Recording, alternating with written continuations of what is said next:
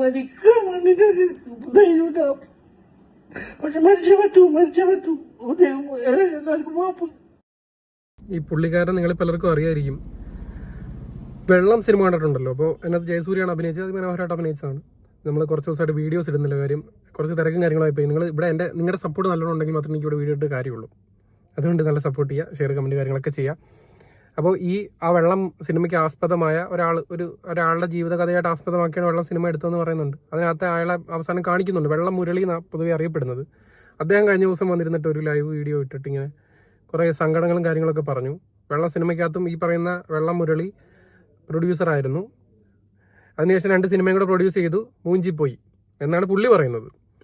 അപ്പോൾ ഇതിനെപ്പറ്റി പുള്ളി പറയുന്നതും കരയുന്നതൊക്കെ ഉണ്ട്. പുള്ളിക്ക് ജീവൻ സ്വയം അവസാനിപ്പിക്കണം എന്നൊക്കെ ഉണ്ട്. അതൊക്കെയാണ് ഇതിനകത്ത് പറയുന്നത്. അങ്ങനെ ഒരു മൊഴി പോലെ പറയുന്നത്. ഒരുപാട് കടവും കാര്യങ്ങളുണ്ട്. മലയാളികൾ മൂഞ്ചിച്ചു എന്നൊക്കെ പുള്ളി പറയുന്നുണ്ട്, പറ്റിച്ചു എന്നൊക്കെ പറയുന്നുണ്ട്. അപ്പോൾ ഇത് കുറച്ച് പേർക്ക് അനുഭവം ആയിരിക്കണം. അതിന് വേണ്ടിയിട്ടാണ് ഒരു വീഡിയോ ഞാൻ ചെയ്യുന്നത്. ഇത് കാണാത്തവരൊന്ന് കാണുക, ഒന്ന് ഷെയർ ചെയ്യുക. ഒരു മനുഷ്യൻ്റെ അനുഭവമാണ്. ഇത് എത്രത്തോളം സത്യം ഉണ്ടെന്ന് അറിയാൻ പറ്റത്തില്ല, പക്ഷേ ഇതിൽ മനസ്സിലാക്കേണ്ട പല കാര്യങ്ങളും നമുക്കുണ്ട്. ബാക്കി കാണാം. എന്നാ എല്ലാവർക്കും അറിയാമെന്ന് വിശ്വസിക്കുന്നു. വെള്ളം സിനിമ കണ്ടിട്ടുണ്ടാവും. അത് സിനിമയ്ക്ക് വേണ്ടി കാണിച്ചതാണ്. അങ്ങനെയൊന്നുമല്ല എൻ്റെ യഥാർത്ഥ ലൈഫ്. ഞാനൊരു സാധാരണ മനുഷ്യനാണ്. ഇപ്പം ജീവിതം വഴിമുട്ടി നിൽക്കുന്ന ഒരു അവസ്ഥയിലാണ്. അതുകൊണ്ടാണ് ഞാൻ നിങ്ങൾക്ക് ഈ വീഡിയോ വരാൻ കാരണം. ഒരുപാട് പുള്ളി പറയുന്നത് പുള്ളിയുടെ ഒരു സാധാരണ മനുഷ്യനാണെന്ന്. വെള്ളം സിനിമയെ കാണിച്ച പോലൊന്നും അല്ലെന്നാണ് പുള്ളി പറയുന്നത്. പക്ഷെ അന്ന് ഈ സിനിമ ഹിറ്റായ സമയത്തോ സിനിമ ഇറങ്ങിയ സമയത്ത് പുള്ളി ഇതൊന്നും പറഞ്ഞില്ലല്ലോ. അന്ന് പുള്ളിയുടെ കഥ എന്നുള്ള രീതിയിലാണ് അത് കാര്യങ്ങളൊക്കെ വന്നത്. ഇതിനകത്ത് ചില സംഭവങ്ങൾ റിയൽ ലൈഫിൽ വന്നിട്ടുണ്ടെന്നുള്ള രീതിയിൽ പല വാർത്തകളൊന്നും വരികയും ചെയ്തായിരുന്നു. അന്ന് പുള്ളി ഒന്നും പറഞ്ഞില്ല. ഇപ്പോൾ ഒരു നഷ്ടം വന്ന സമയത്താണോ അന്ന് ഈ വെള്ളം എന്ന് പറയുന്നത് റിയൽ ലൈഫ് അല്ല എന്ന് പറയുന്നത്?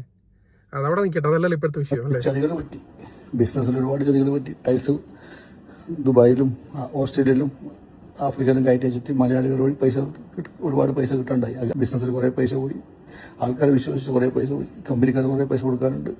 അതിനൊക്കെ സിനിമ എടുത്തു. വെള്ളം അവസാനം പ്രൊഡ്യൂസായി പോയതാണ്. രണ്ടാമത് നദികളുടെ സുന്ദരി യമുന. അങ്ങനെ ആ സിനിമ എടുത്തു. അതിന് 2 കോടി നഷ്ടം വന്നു. പിന്നീടാണ് അറിയുന്നത് ഇവർക്ക് സിനിമ.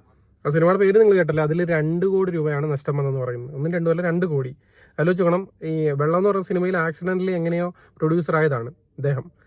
രണ്ടാമത്തെ സിനിമ അത് കണ്ടുകൊണ്ട് ചാടി വീണ് അത് മുഞ്ചി 2 ലക്ഷം പോയെന്നാണ് 2 കോടി പോയെന്ന് പറയുന്നത്. ഇനി അടുത്തൊരു പടം കൂടെ ഉണ്ട്. അപ്പോൾ ഈ പടം ഇതിൽ കോടി പോയപ്പോഴത്തേക്കും പുള്ളി വിചാരിച്ചാണ് അടുത്തൊരു പടം കൂടെ എടുത്തിട്ട് അതിനകത്ത് കോടികൾ തിരിച്ചു മേടിക്കാമെന്ന്. പക്ഷേ അതിനകത്താണ് വെട്ടിൽ വീണാണ് 8ന്റെ മൂഞ്ചൽ മൂഞ്ചി. ഒന്നുണ്ടായിരുന്നു. ഇതൊക്കെ നമ്മളോട് കട പറഞ്ഞിട്ടാണ് വന്നത്. പിന്നെ 3ാമത് സുമതി പടവ്. എല്ലാവരും വിചാരം പടം സിനിമ ഭയങ്കര വിജയമാണ്. ജീവിതം ഇന്ന് കൈവിട്ട് പോയിരിക്കും.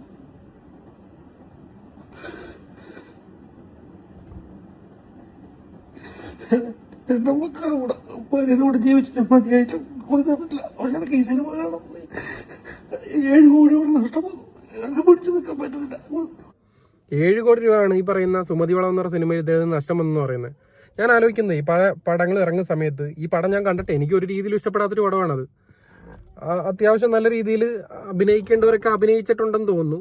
പക്ഷേ പടം ഒരു വായിക്കും എനിക്ക് ഇഷ്ടപ്പെട്ടിട്ടില്ല. ബാക്കിയുള്ളവരുടെ കാര്യമൊന്നും എനിക്കറിയത്തില്ല. അന്നും ഭയങ്കര തള്ളായിരുന്നു, ഭയങ്കര വിജയം, മറ്റേത് മറിച്ചത്, ഒരുപാട് കാശ് കിട്ടി, അങ്ങോട്ടേക്ക് വിജയയാത്ര തുടരുന്നു, ജൈത്രയാത്ര തുടരുന്നു എന്ന് പറഞ്ഞ് തള്ളിയ സമയത്ത് ഇങ്ങേറെ വായിലെന്തുമായിരുന്നു, അല്ല സോറി ഇദ്ദേഹത്തിന് എന്തുമായിരുന്നു അപ്പോൾ ആ സമയത്ത്.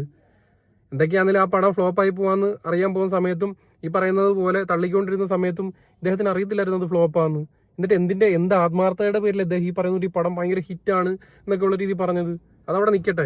ഇതിന്റെ ടോട്ടൽ ഗ്രോസ് എത്ര എന്നുള്ളത് ഞാൻ ഓൺലൈനിൽ നിന്നുള്ളത് കാണിച്ചു തരാം നിങ്ങളെ. എനിക്ക് പിടിച്ചു നിൽക്കാൻ പറ്റുന്നില്ല. ഒരുപാട് കടങ്ങൾ ഓൾറെഡി ഉണ്ട് അതിന്റെ കൂടി ഇതും. അതുകൊണ്ട് ഞാൻ ഈ മുഖത്ത് ഞാൻ പോകുന്നു. എനിക്ക് ജീവിച്ചിട്ട് കൊതി തന്നില്ല. എന്റെ ഭാര്യന്റെ മക്കളെ കൂടെ എന്നെ കടക്കാൻ ജീവിക്കാൻ സമ്മതിക്കുന്നില്ല. എല്ലാവരും കൂടി എന്നെ പറ്റുന്നില്ല. എന്റെ ഭാര്യന്റെ മക്കളെ കൂടെ ജീവിച്ചിട്ട് മതിയായിട്ട് എന്നെല്ലാവരും ചതിച്ചു, എല്ലാവരും പറ്റിച്ചു, എന്നിങ്ങനെയാക്കി. എന്നെ പറ്റിച്ചു പറയാൻ വേണ്ടിട്ട് എല്ലാവരും കൂടി പറഞ്ഞ് പറ്റിച്ചു. എനിക്ക് മരിക്കാൻ വേണ്ടിട്ട് ധൈര്യമില്ല. പക്ഷെ മരിച്ചേ പറ്റൂ. എല്ലാവർക്കും മാപ്പ്. ഞങ്ങൾ ഒരുപാട് ആൾ കൂടി നിർത്തിയിട്ടുണ്ട്. അവരോടല്ലോ നിങ്ങൾ ഒരിക്കലും കുടിക്കരുത്, എന്റെ അവസ്ഥ ഇങ്ങനെ ആയിപ്പോയി. മാപ്പ് സുഹൃത്തുക്കളെ, മാപ്പ്. പുള്ളിക്കാരൻ മരിച്ച പറ്റും എന്നൊക്കെ പറയുന്നുണ്ട്. പക്ഷെ മരണം കൊണ്ട് ഇവിടെ ഒന്നും ഉണ്ടാവാൻ പോകുന്നില്ല. നിങ്ങൾക്ക് തന്നെ നഷ്ടമുള്ളൂ. നിങ്ങളുടെ കുടുംബത്തോടൊപ്പം നിങ്ങൾക്ക് ജീവിക്കുന്ന ആ ഒരു സന്തോഷം, ആ സമാധാനം ഇല്ലാതാവും വീട്ടുകാർക്ക് പേരുദോഷമാക്കി കൊടുക്കാം. അല്ലാതെ അതുകൊണ്ട് ഒരു മാറ്റം ഉണ്ടാവാൻ പോകുന്നില്ല. അതുകൊണ്ട് നിങ്ങൾ ജീവിച്ച് കാണിക്കാനും വലിയൊരു ബുദ്ധിമുട്ടിൽ നിന്ന് തിരിച്ചു കയറി വന്ന ആളാണെന്നൊക്കെ ആ സിനിമയെ കാണിക്കുന്നത്. ഇദ്ദേഹവും പറയുന്നുണ്ട് ഇദ്ദേഹത്തിന് മദ്യപിച്ച് കുറേ ലൈഫിൽ പ്രശ്നങ്ങൾ ഉണ്ടായിട്ടുണ്ടാകുന്ന നിങ്ങൾ ആവർത്തിക്കരുതെന്ന്. അപ്പം നിങ്ങളോട് എനിക്ക് പറയാനുള്ളത്, ഞാൻ വലിയ നിങ്ങളെപ്പോലത്തെ അറിവുള്ള ആളുകളൊന്നുമല്ല, അല്ലെങ്കിൽ അത്ര എക്സ്പീരിയൻസ് ഉള്ള ആളല്ല. പക്ഷേ എനിക്ക് പറയാനുള്ളത് ഭരണം കൊണ്ടൊന്നും ആവുന്നില്ല, ജീവിച്ച് കാണിക്കുക. അതിനപ്പുറത്തേക്ക് ഒരു കാര്യം കൂടെ പറയാനുണ്ട്. കുറച്ച് കാശ് കയ്യിലെത്തി കഴിയുമ്പോഴത്തേനും എങ്ങനെയും ഇതൊന്ന് എന്തെങ്കിലും ചെയ്യണമെന്നുള്ള രീതിയിൽ സിനിമ ഒക്കെ എടുക്കാൻ പോകുമ്പോഴത്തേക്കും മനസ്സിലാക്കുക, സിനിമാക്കാരെന്ന് പറയുന്നത് അവർ അവരുടേതായ ഒരു മായിക ലോകത്ത് ജീവിക്കുന്നവരാണ്. അവർ പലതും പറയും നിങ്ങളുടെ അടുത്ത്, ചിലപ്പോൾ പറഞ്ഞെന്നിരിക്കും പറഞ്ഞില്ലെന്നിരിക്കും. അവരുടെ കഥ നോക്കുമ്പോൾ ഏതൊരു മനുഷ്യരുടെ അങ്കിൽ പിന്നെ നല്ല പടങ്ങൾ മാത്രം ഇറങ്ങാനാണെങ്കിൽ ഇവിടെ ഫ്ലോപ്പ് ആവുന്ന പടങ്ങളൊന്നും ഇറങ്ങാതിരിക്കണമല്ലോ, ഒന്നുമില്ല. എല്ലാവരുടെയും മനസ്സിൽ അവരുടെ കഥകളും അവരുടെ സിനിമകളും സൂപ്പറാണ്. ഇത് കൊണ്ടുപോയി പ്രൊഡ്യൂസറുടെ അടുത്ത് ഈ പറയുന്നതുകൊണ്ട് കഥാകൃത്താണെങ്കിലും സംവിധായകനാണെങ്കിലും അവർ വിചാരിക്കുന്നത് എന്താ, ഇത് കൊണ്ടുപോയി കഴിഞ്ഞൊന്ന് വർക്കൗട്ട് ആക്കി എടുത്തു കഴിഞ്ഞാൽ വിജയിക്കുമെന്നാണ്. അങ്ങനെയാണ് പല സിനിമകളും വർക്കൗട്ട് ആകുന്നത്. അവസാനം മൂഞ്ചൽ വരുമ്പോഴത്തേക്കിനും പ്രൊഡ്യൂസേഴ്സിന് മാത്രം മൂഞ്ചൽ വരുന്നു. ഇപ്പം ഈ പടത്തിന്റെ ഈ സുമതിവളം എന്ന് പറയുന്ന പടത്തിന്റെ ഗ്രോസ് കാണിക്കുന്നത് ഏകദേശം 14 കോടി ബഡ്ജറ്റാണ് കാണിക്കുന്നത്. ഇതിന് കിട്ടിയത് 21 കോടിയാണ്. നോക്കുമ്പോൾ പ്രോഫിറ്റ് ആണ്. പക്ഷേ നമ്മൾ നേരത്തെ പറഞ്ഞതുപോലെ 100 കോടി കിട്ടുന്ന ഒരു പടത്തിന് ഏകദേശം 35 കോടി രൂപ മാത്രമേ അതിന്റെ പ്രൊഡ്യൂസറുടെ കയ്യിലേക്ക് എത്തത്തുള്ളൂ.